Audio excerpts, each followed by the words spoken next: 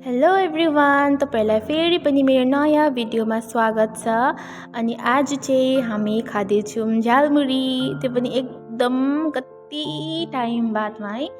अनि म चाहिँ 2 महिना अलिक बेसी भयो घर नगएको थिइनँ। अनि आज चाहिँ फाइनली घर गएर बहिनीसँग झालमुरी खाने भनेर प्लान भएको थियो है। झालमुरीको लागि चाहिँ फर्स्टमा प्याज खोर्सानी टमाटर अनि कोपीलाई काटेर राखेँ।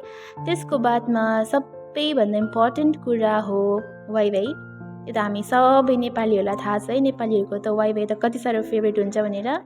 हामीले वाइवाई 2टा वाइवाईलाई राख्यौँ। अनि त्यसको बादमा हामीसँग अरू दालमोठहरू अनि अरू के भन्छ मटरहरू पनि थियो। त्यसको बादमा हामीले दालमोठ मटरहरू पनि मजाले मिलाएर हाल्यौँ माथिबाट। अनि त्यसको बादमा टेरेमेरे पनि थियो हामीसँग। त्यो टेरेमेरेलाई पनि मजाले हामीले अलिकतिलाई सानसानो बनाएर माथिबाट हाल्यौँ।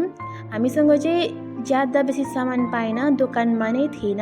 अझै हामीले तपाईँहरूले लेसलाई हाल्नुभयो भने अरू चिप्सलाई हाल्नुभयो भने एकदमै दामी हुन्छ, तर हामीसँग त्यो थिएन। अनि आलु हाल्नु हुँदाखेरि पनि मिठो हुन्छ, तर कोही बात छैन। हामीले छिटो मिठो गरेर कम्ती जति पनि सामानहरू थियो त्यो सबै गरेर हामीले यसरी हाल्यौँ।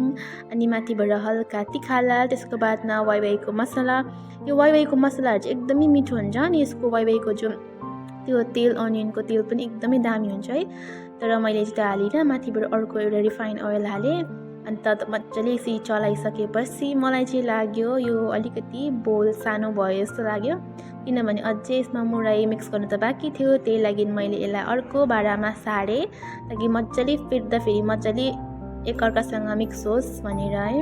अनि त्यसको बादमा चाहिँ बिस्तारै माथिबाट मुरही हाल्दै यसरी मैले चलाउँदै मजाले मिक्स गरेँ।